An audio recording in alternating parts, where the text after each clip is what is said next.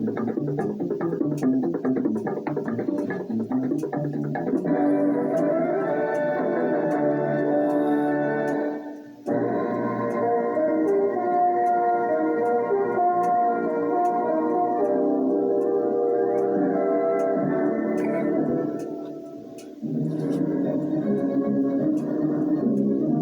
the spring of 1965, the 1st United States Army combat troops were committed to the conflict raging in South Vietnam. Viet Cong, fearful of the new M16 automatic weapons, called them the men with the little black rifles. Hanoi Hannah called them juvenile delinquents in green T-shirts. They were American paratroopers of the 173rd Airborne Brigade, and with fierce pride in their outfit, they called themselves the Sky Soldiers.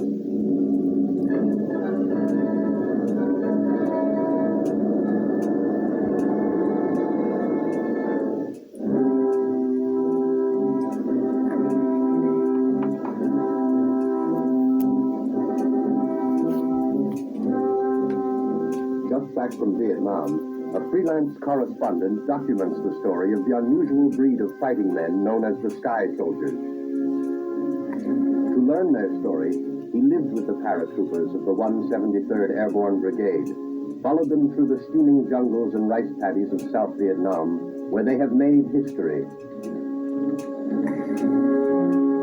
The first time I saw them was the morning of May 5th, 1965.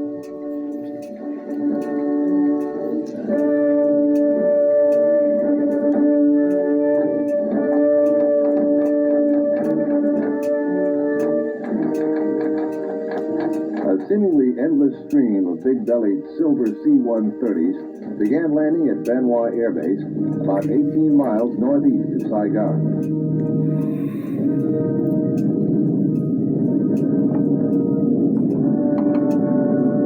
Along with other correspondents, I'd gone to Vietnam to cover the arrival of the first U.S. Army combat troops. Watching them disembark, you couldn't help seeing that there was a special quality about these men. Young? Sure. But the way they moved and formed up without any confusion, well, there was a feeling you get when you're watching real pros. They knew their business. After seeing them, I decided that I would stay in Vietnam and see these paratroopers in action. Brigadier General Ellis Williamson, commander of the 173rd, had arrived on the lead plane. Asked how long before his troops would be ready to begin patrols, he answered, "Tonight." As a matter of fact, it was a lot sooner than that. In only a few hours, there was a perimeter guard about the airbase. And patrols were moving out beyond the barbed wire. It was the first time in more than a year that any troops had made extended patrols outside the area.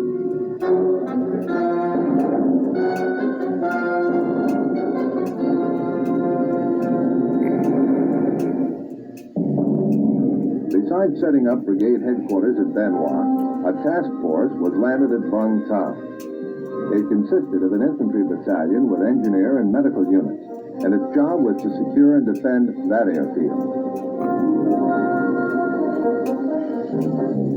A few days later, the rest of the brigade's personnel and equipment arrived by sea.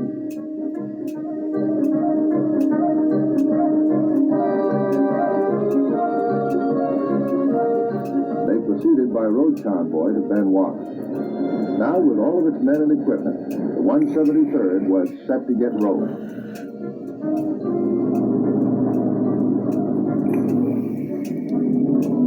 The next 2 weeks were spent in sharpening combat techniques and revising tactics. These included eagle flights, fast strikes on targets of opportunity.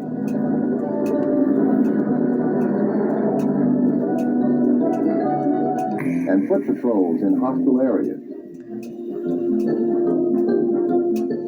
At the same time, the armored troops and the cavalry were making a show of force on the network of roads and conducting reconnaissance.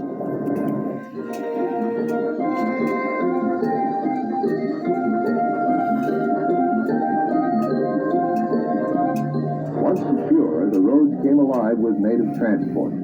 For the first time in many months, the people of the province could journey to market and visit friends and family.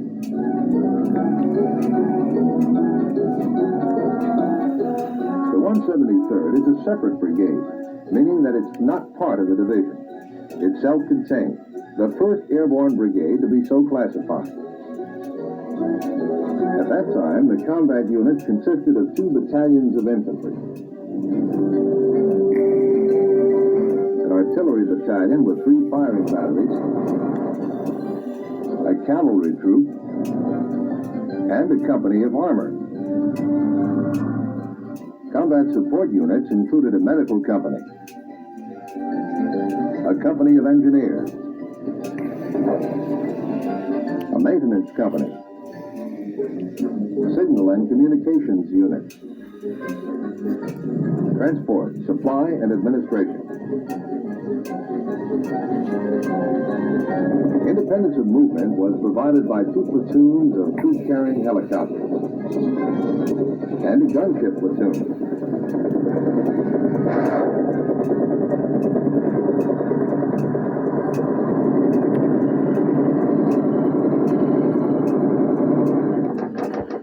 With the Benoit area made secure, large-scale attacks against the enemy were mounted.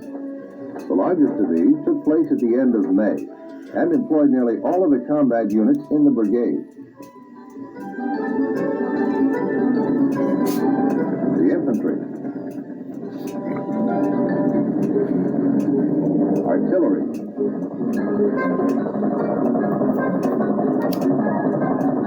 and cavalry, as well as engineers and a platoon of volunteers from administration, supply, and maintenance units. It seemed as though everybody wanted to get into the act.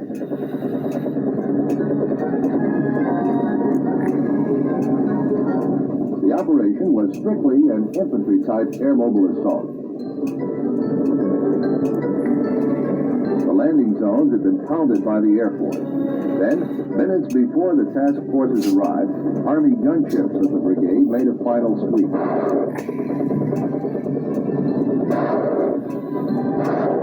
The gunship platoon, nicknamed the Cowboys from their radio call sign, softened up the landing zones, or LZs. Then the 1st Task Force swung into action.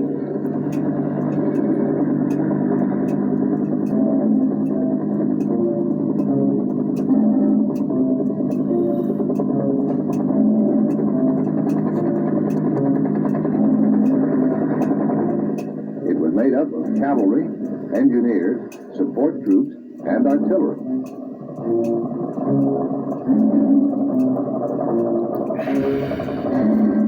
Their first mission was to secure the LZs for the other 2 task forces.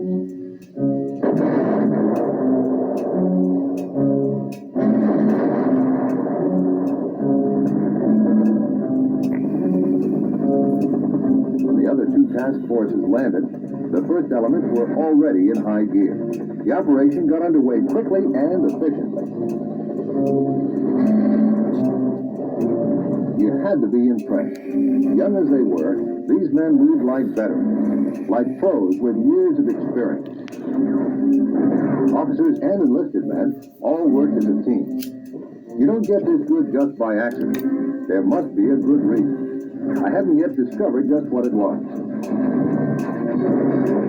Almost from the moment this operation began, the Sky Soldiers met scattered enemy resistance.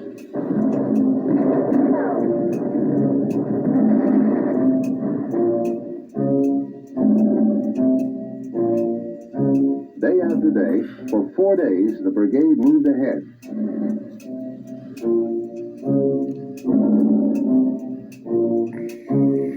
Sometimes through jungle so dense you could hardly see the sky. Other times over fields where there was no cover at all. Everywhere the insects. And the heat pressing down like lead. Although the Viet Cong were hard to find and refused to hold their ground, many bunkers were uncovered.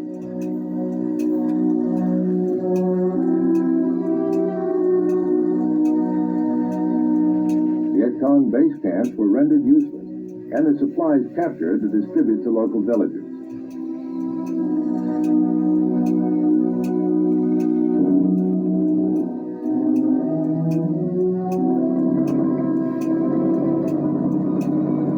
At the end of the fourth day, the brigade was picked up and returned to Benoit.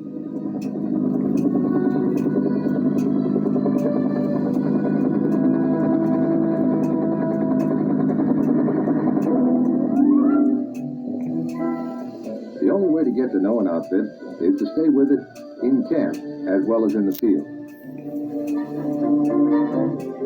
During the next few weeks, talking to the men gave me an opportunity to learn the brigade's background and explain much of the reason for its esprit de corps and its efficiency in combat.